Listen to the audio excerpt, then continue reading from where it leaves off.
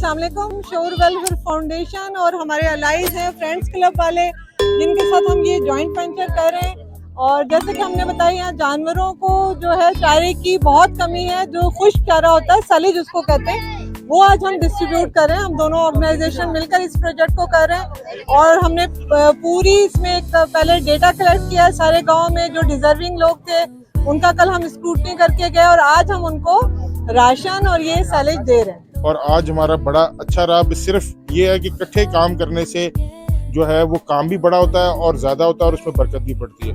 जैसे कि आपने देखा कि शऊर फाउंडेशन आज हमारे साथ, हम ऑन ग्राउंड आके हम लोगों ने चीज़ों को फाइनलाइज करके वो आपका दिया हुआ एक एक पैसा हमने अल्हम्दुलिल्लाह सुम्मा अल्हम्दुलिल्लाह हमने आपकी मानतों को इनके घरों तक पहुँचाया। शऊर वेलफेयर फाउंडेशन एक रजिस्टर्ड इदारा पाकिस्तान भर में फलाही मंसूबों के जरिए इंसानियत की खिदमत कर रहा है।